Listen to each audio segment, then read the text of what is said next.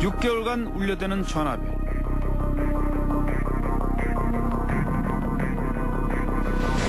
그들은 모두 수연이에 대해 잘 알고 있다고 했고 수연이는 그것이 죽을 만큼 두려웠다고 했다는 것입니다.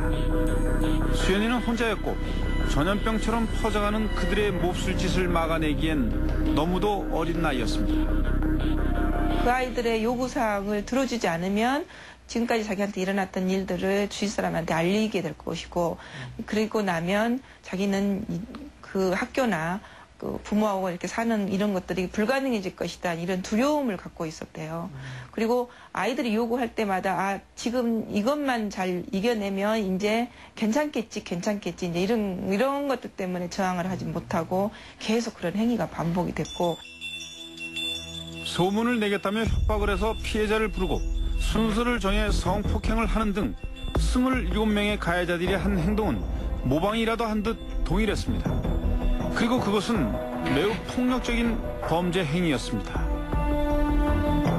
하지만 아이들은 한결같이 그것이 무서운 범죄였다는 것을 알지 못했고 책임을 집단에 떠넘기려는 경향을 보였다고 합니다.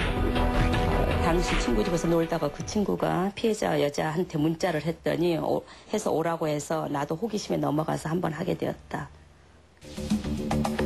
성폭력이 아니라 성관계였고 어쩌다 보니 우연한 기회에 친구들과 장난삼아 한 일이었으며 다 같이 한 일이라 큰 문제가 될 줄은 몰랐다는 것이 아이들의 주장이었습니다.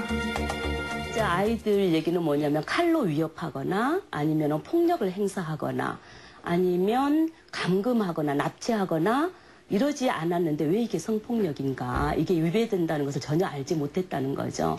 그냥 그렇게 하는 것이 성관계지 성폭력은 아니다 라고 거의 일반화되어 있다고 제가 느끼고 있습니다.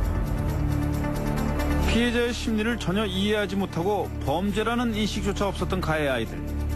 그런데 지난 7월 검찰은 27명의 아이들 중 9명을 기소유예, 선도유예, 증거불충분으로 풀어주었습니다. 또한 13명은 가정법원 소년부로 보내 보호처분을 받도록 했습니다. 검찰은 이 같은 처분 결정을 내린 이유로 이들이 모두 동종의 전과가 없는 만 15세 내외의 미성년자이며 폭행이나 협박과 같은 위력의 정도가 약해 성폭력 혐의를 충분히 입증하기 어렵다는 점을 들었습니다. 아이들의 생각이 받아들여진 처분인 셈입니다. 이미 집단으로 2인이나 5인 이상의 아이가 한꺼번에 피해자한테 가서 그 성폭행을 하는 그 행위 자체가 굉장히 위압적인 분위기라고 생각을 하고 그런 위압적인 분위기 자체가 저는 성폭력이라고 보는데 그러한 법령의 협박이나 위계나 위력이 미비하다는 이유로 그런 혐의 없음이라든가 이런 가벼운 처벌을 내리는 것은 어떻게 보면 가해자 입장에서 이 수사가 진행이 되지 않는가 이런 의구심이 드는 거죠. 그리고 한 달 전 소년부에 송치됐던 13명에 대한 심리가 있었습니다. 심리 결과 집단 성폭행 사건의 가해자 13명 중 12명이 3개월간의 관찰을 받는 조건으로 가정으로 복귀하게 됐습니다. 엄중히 그 죄를 물어달라는 피해자 가족의 호소에도 불구하고 결국 법원 27명 중 절반이 넘는 21명에게 관용을 베푼 것입니다. 딸이 안정을 찾는 일이 더 중요했기에 조용히 법의 처분만 믿고 기다려왔다는 어머니는 14살 어린 아이가 겪었던 아픔과 가족의 상처를 헤아려주지 않는 관대한 처분이라며 분노하고 있었습니다. 하나리 없대. 처분 결과거든 진짜 입이 다물어지지가 않대요. 이럴 수도 있구나. 호랑이 울에 많이 풀어놓고 26명 다 집어넣어놓고 그 위에서 구경하고 싶대요. 그런 심정이 돼요. 몇 년, 10년이면 20년이면 죽을 때까지 하더라도 하려고. 해야죠. 우리에게는 죽을 때까지 그것을 못 잊고 사는데 부모 입장에서 그냥 가만히 손 놓고 있을 수는 없잖아요. 결국 어머니는 검찰의 처분에 항고를 했습니다.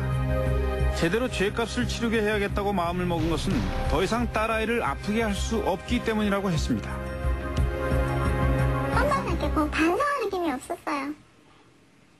반성하는 힘도 없고 오히려 우리 애기 친구를 신고한 애기를 강제해서 발도 못 붙이게 해준다.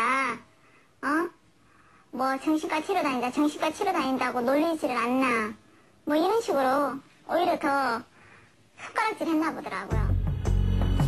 벼랑 끝에 내몰려 어렵게 성폭행 사실을 신고했지만 검찰 처분이 내려지는 지난 4개월 동안 수연이는 한 동네에 살고 있던 가해자들과 수시로 마주치며 협박에 시달렸고 심지어 그들 중 몇몇과는 한 학교에까지 다니고 있었다는 것입니다.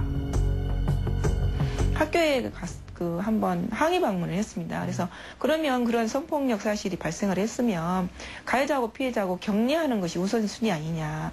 근데 학교 측에서 뭐라고 답변을 하냐면 이 아이가 형사처벌이 끝나지도 않았는데 강제적으로 전학을 강요할 수는 없다. 미성년자라는 이유로 아직 자신의 죄를 깨닫지 못한 아이들이 별다른 통제 없이 사법제도 밖으로 나오면서 정작 가장 보호받아야 할 피해 아이가 2중 3중의 고통을 겪고 있었다는 것입니다. 애기는 뭐 학교 가면 걸레니 어쩌니 그런 거 어떻게 학교를 가야 못 가죠. 애기는 학교를 못 갔죠. 못 다녔죠. 가고 싶어서 집에서 교복 입고 돌아다니고.